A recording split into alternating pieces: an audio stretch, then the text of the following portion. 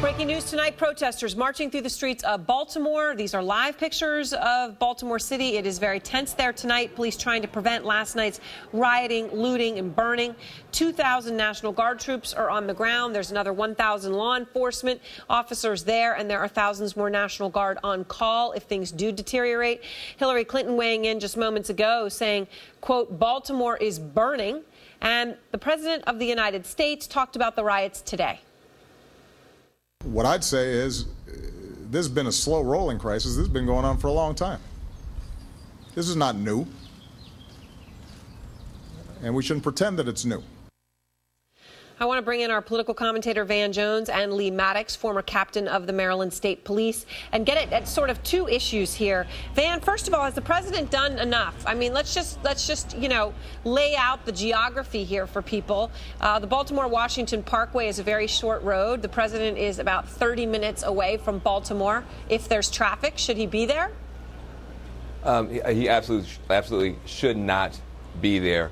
Also, I think it was very important. People said last night he should have been on the air. He should have been talking to the country. That would have been also very bad because you needed to have the mayor and the governor who were in the middle of a crisis. There was no loss of life last night. There could have been. If you'd had the President of the United States grandstanding on TV last night instead of giving the mayor and the governor a free shot at the airwaves, that would have been bad. You don't want the president in the middle of all this. You need every asset focused on protecting life and property. The president could talk about this next week, next month. But right now, the most important thing is protecting life and property in that city. All right. And Lee, in terms of life and property, just to go through the numbers here, 144 car fires last night, 15 structure fires, including a home for the elderly. Then, of course, that CVS that we've all seen.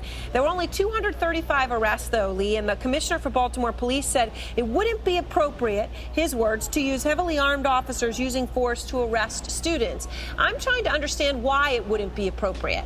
Given what they did, why wouldn't it be appropriate to take them all in? Well, I think the leadership of the Baltimore Police Department, the governor, the mayor, the Maryland National Guard, they understand the importance of de-escalation. It is very important right now that we focus on keeping things at the lowest level possible. And, arrests will wait. If it's determined later, you've got a year and a day to arrest for a misdemeanor and longer for a felony. You don't need to do that today. We can wait and do that later. Interesting point. You have a year and a day. All right, Van, let me ask you, because you just heard part of what the president said. He also at one point referred to those responsible for last night's heinous acts as criminals and thugs.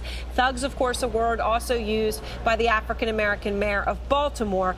But a lot of people take issue with that. One of them is the councilman Carl Stokes from Baltimore earlier on this show. I play this soundbite because he uses a word that I will not use, but I want to play it for you, Van, and get your reaction. Here's Councilman Stokes. Come on, so calling them thugs, just call them niggers. Just call them niggers. No, we don't have to call them by names such as that. We don't have to do that.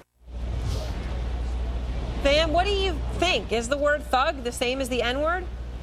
Well, I understand where he's coming from. I wouldn't use that term. I don't use that term because it's becoming kind of a fashionable way of almost dehumanizing folks who are doing stuff that I make no apology for what those young people are doing. They need to hold themselves to higher standards. They keep saying Black lives matter. We know black jobs matter, and black businesses matter, and black homes matter, and black neighborhoods matter. There's no excuse for what they are doing. At the same time, further alienating them by pushing them away and calling them names, I think is counterproductive. I would not counsel the president to use that term. I would not counsel my friend the mayor to use that term. It shows the indignation, but there's a backlash of then making those young people feel even further marginalized. And we have a balancing act. We got to hold them to high standards. Let's hold ourselves to high standards too while we deal with them. It's a fair point. And so, Lee, what should the National Guard and police do tonight if, as some of the young men have said earlier on this program tonight, said they're going to violate the curfew? Who knows whether they will, but they say that they will. What do you do if they do it?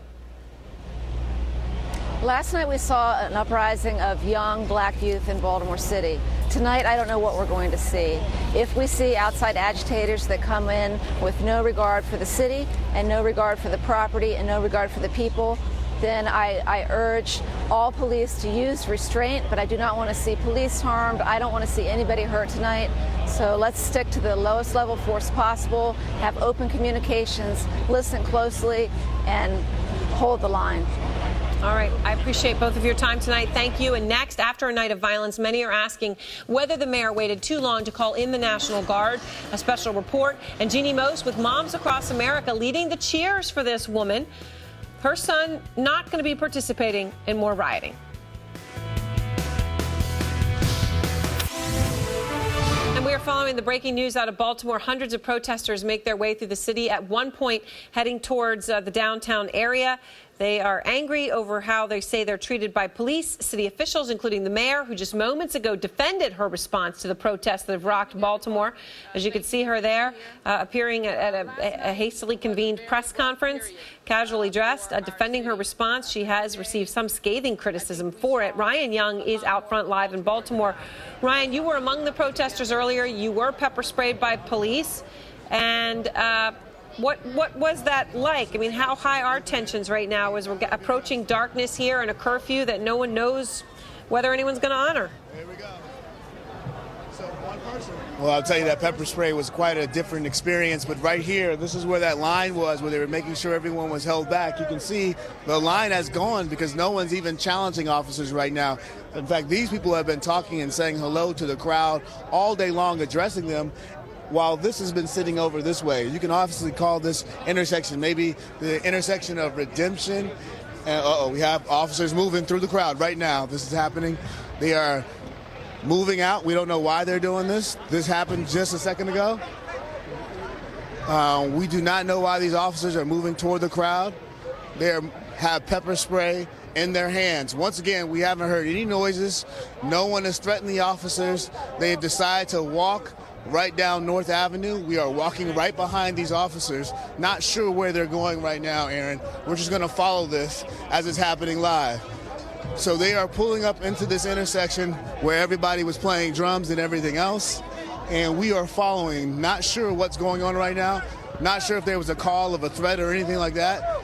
We are following these officers who are being surrounded now by the crowd. The crowd is walking faster behind the officers. We will continue to follow them.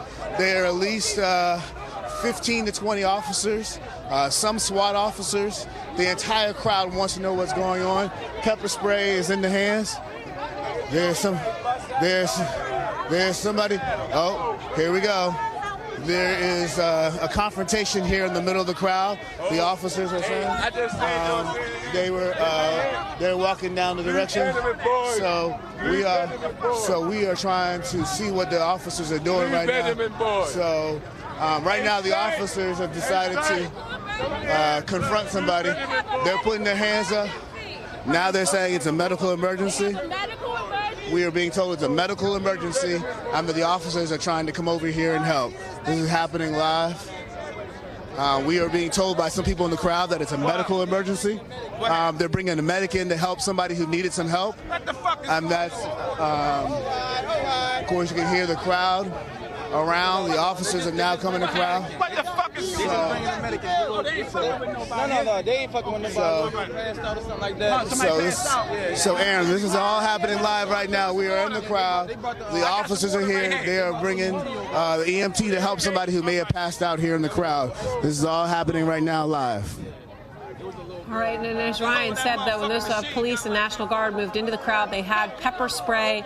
Obviously, you heard a lot of expletives, but you also heard people yelling that it was a medical emergency. Unclear, as Ryan said, exactly what it is right now, whether it was a confrontation or an emergency. Right. We're told it's a young person. We're told it's a young girl who needed some medical assistance. Okay. We are looking over in the crowd now. We can't make it out, but the officers are putting up a perimeter so they can bring in some help.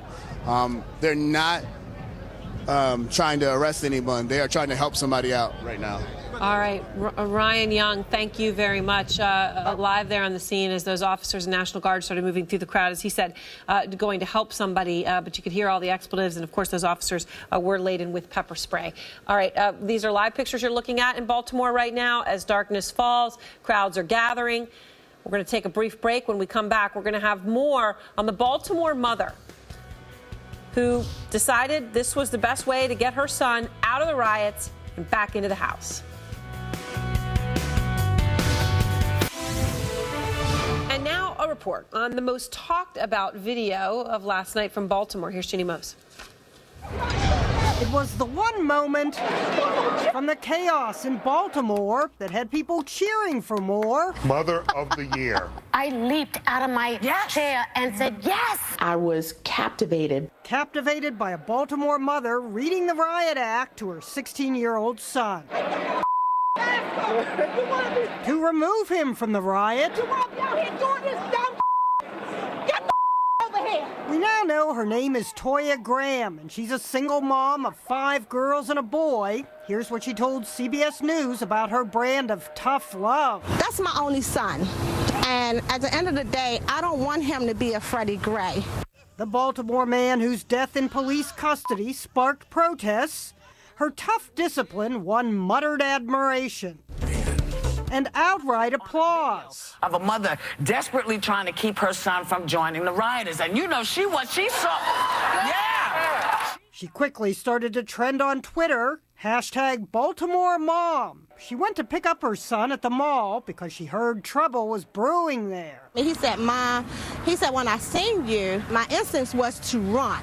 You know, I'm a no-tolerant mother. He knew he was in trouble. The video was shared and analyzed from the right. Look, right there is the moment that I think just gripped my heart. And the left. Here's a kid that'll take a brick and throw at a cop, but ducks when his mother comes and slap him.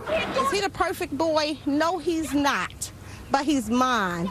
Send in the moms, read one headline. Maybe you really are the mother of all moms when you can inspire this kind of look in your tough guy son. Ginny Mose, CNN, New York. And we can report that boy is staying home. Thanks for joining us. Our breaking news coverage continues now with Anderson in Baltimore. Anderson.